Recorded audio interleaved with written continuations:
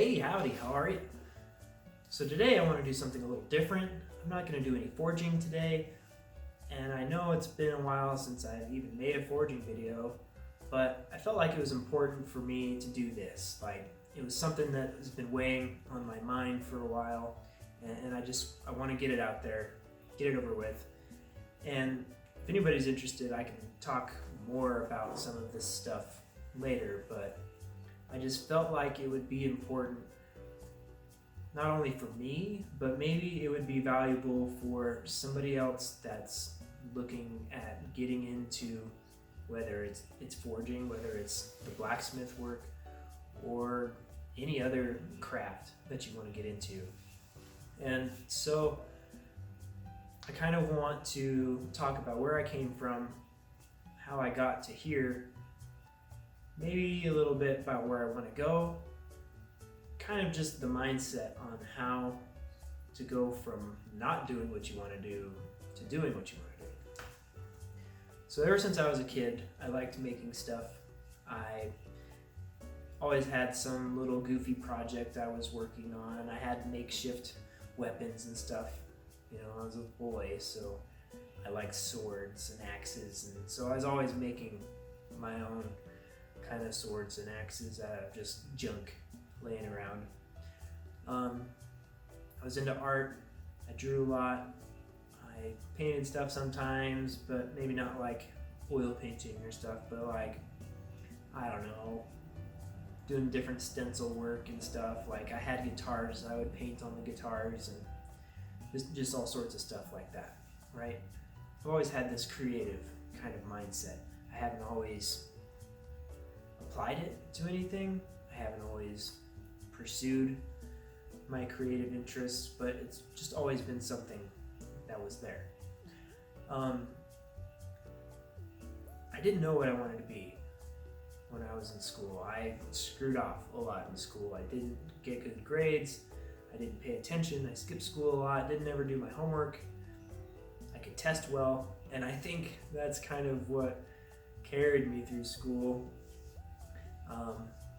I wouldn't do homework, but I learned the stuff. I could go pass the tests. Sometimes I even got pretty good grades on the tests. I wasn't always motivated or driven to do things, and so I didn't know what I wanted to do.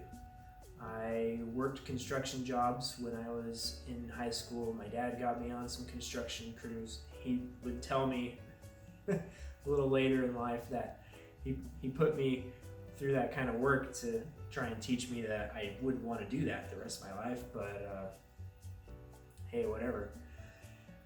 And after high school, I screwed around even more, and it wasn't until I was probably 23, 24 that I decided that I'd go back to college.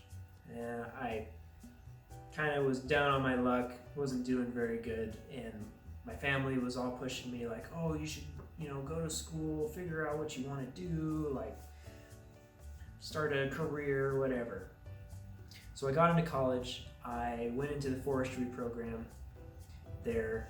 I was trying to get into the Forest Service because I thought that would be cool, right? Like, hang out on the mountain, doing mountain stuff all the time, every day in the forest. Like, pretty good idea.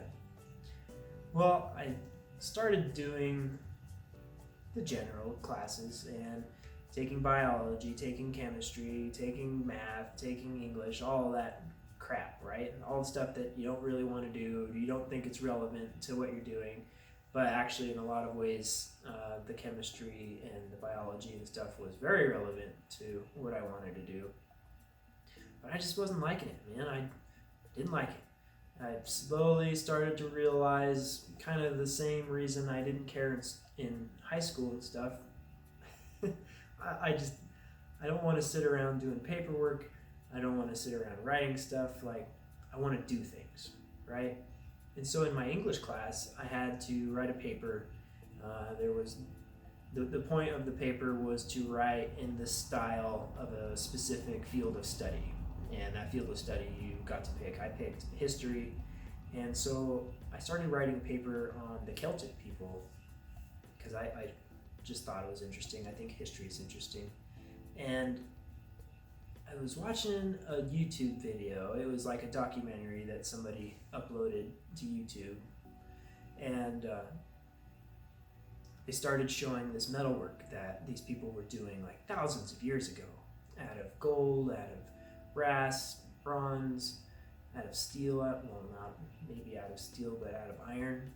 And I just thought it was the coolest thing. Like, how were these people thousands of years ago making such beautiful stuff? And so I started being way more interested in the metalsmithing, right? And like the history of it. And so I started watching videos of stuff in like Roman times, stuff in the medieval period, stuff in like the Victorian age, and it was just mind-blowing to me. And then one day I stumbled on a video of a dude, like today, like he's still alive. I could tell you his name, but I don't think it matters, and I'm not sure if he would really appreciate it, because he's taken the video down for some reason, which is really a shame, because I really liked that video, and it was, if there was one thing that made me know that I wanted to be a blacksmith, it was that dude's video. So I'm sorry you took it down, dude. Like, I would have other people watch it because I think it's really cool, but whatever. So from that point, I knew, like, I want to be a blacksmith, but like, who could be a blacksmith today? Like, that's not a job that people do, right? Well, I started looking around more and more, and it's just kind of everywhere, man. There's people in their garage. There's people that have legit blacksmith shops that are still making stuff today. So I knew, like, if other people are doing it, that I could do it. And I don't care like what I have to do to get there, I'm gonna get there. So I went from a forestry program to a welding program. And the welding, I figured, was like the best way to get me into metalwork was to be a welder, because they're more employable, let's be honest. And you just learn a lot about steel, how to work with it, bending it, shaping it, welding it, of course, but learning all these different skills of cutting, grinding, making things fit together. Like, I've worked construction forever, but I hadn't always had to make things, like never had to fabricate things. Like, I was working with dirt and pipe and that kind of thing for most of my construction career. So I took the welding program, and then I started to build on my blacksmithing repertoire.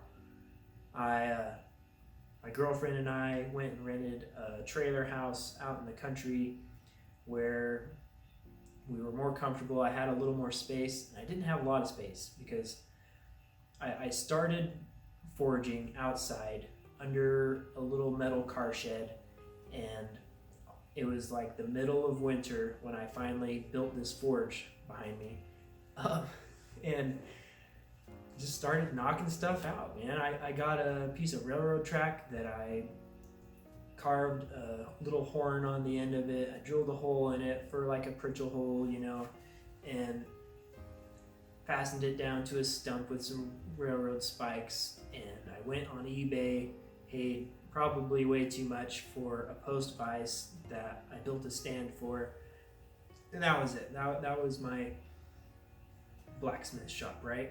A forge, a few crappy hammers, a railroad track anvil, and a legit post vise. And so then I started making stuff. I started making corkscrew bottle openers. I started making regular bottle openers. I made a table for the welding club that I was in, for the welding school, and which is funny because I didn't weld a single thing on it, but I made it anyway. And so from there, I finished the welding program, and then I got a job as a welder. Went and worked for a company, did a lot of pipe stuff, and then fabricating things, mostly TIG welding, I guess, and some stick welding. And that, I feel like, really started to open the doors for me to expand on my blacksmithing hobby. So I was making more money, and that was good. We got moved into this house where I have a 2-car garage, which it's more like a 1-car garage. I don't know, you'd be hard pressed to fit 2 cars in here, but and then I started getting blacksmith tools, and the way that I did that, like, I have 2 anvils now. One of them I just got like a couple weeks ago, but you just start telling people, right? You start doing something. You start on a railroad track anvil, and you start making stuff, and you tell everybody what you do. You say, hey man, like, I do forging as a hobby, and I'm looking for an anvil, and you just tell everybody that you're looking for an anvil. And it was years later, like 3 years into forging, when I finally got a real anvil. I was laying in bed one morning on a weekend, and I got a message from one of my friends. He says, oh hey man, there's this anvil here. He sends me the link to the Facebook marketplace for an old blacksmith anvil for $100. And so I jumped on that like flies on shit, and I went and got that anvil for $100. I knew it was a steal of a deal. The guy selling it apparently had no idea, although he said that he used to forge things, so I don't know why he'd let go of it for so little. But I got a 150-pound Peter Wright anvil for $100, and then I just started getting more and more stuff, like just little things here and there. I got a drill press for Christmas. I got belt sanders. I've got torch kits. I've got pedestal grinders and things. And so it's just been expanding, right? Making more stuff, becoming more equipped where I can handle bigger projects, and here I am, making cool stuff. And so, I guess the point I'm trying to make is that, I mean, I'm in no way a professional, right? It's still more of a hobby. I'm trying to make a little more money off of it at this point, but really, like, so amateur, right? The point I'm trying to make is that you can do the thing that you want to do. You just got to find a way to get there, right? I was living in a little tiny apartment with no reasonable way to do much of anything, and just step by step I started going in the direction that would take me to do the things that I do want to do. I did stuff that wasn't even directly involved in what I wanted to do, like the welding career. I got into welding because I wanted to be a blacksmith, and it has definitely helped me on my way to doing that. And so I just want to encourage anybody that is thinking about getting into forging, about getting into any sort of craft, that you don't have to start big, and you probably can't. If you can go out and write a check and get you everything that you need to start something, like, that's great. And I would encourage you, well, I don't know if I would encourage you to do that. I think part of starting small, it gives you the opportunity to decide you don't want to do something too, right? And if you were to go out and blow a bunch of money on stuff to get you, like, stuff you don't even need, right? You don't need the drill press, you don't need the grinders, you don't need anything other than a heat source, a lump of metal to hammer things on, and a lump of metal on a stick. You call it a hammer. And then you can start making things. You find scrap metal wherever. I did a lot of scrap metal stuff before I wised up and just started buying steel, because steel's cheap. Like, it really is. It's so cheap. And just start somewhere. Like, you don't even have to start anywhere other than making the decision that you want to do something. You just have to be open. And I think You know, I would have never gone down this road had I not gone to college to get a forestry degree, right? I don't know where I would be, but I definitely wouldn't be forging things. Or maybe I would. Maybe I would have found a way to get into it. Maybe fate would have brought me to the anvil some other way, but just be open. And one day, if you just entertain the ideas that you have, I think that one day you'll find something that just screams at you like, this is what you need to do. And then when you find that thing, like, that's it, man. You just focus on it. Find ways to get involved. Find ways to talk to people about it. Try to consume everything that you can about it. Learn everything you can. I've learned so much on YouTube. Like, I've never had any formal training. I've never even had like half-ass training. I don't know another blacksmith that lives anywhere close to me that is willing to teach anybody anything, right? There's a few around, and they don't offer classes. I don't think they probably really even do much. They probably don't do much more than I do. But you can learn just by watching, and you can find ways to get what you want. You just have to do stuff. You have to do something. And so, I don't know if this is really a very valuable video, but I hope that if you are watching this and there's something that you want to do, you should just do it. Like, if you can't afford to just focus solely on that thing, you still gotta go to work, you still gotta pay the bills. Like, by all means, pay your bills. But just find a way to do what you want to do. And if you do it for a while and you get good at it, like, people are gonna start helping you out. People are gonna start liking the stuff that you make, and things are just gonna get better. Maybe that's mostly why I'm making this video, is to try and talk myself into thinking that things are just gonna get better.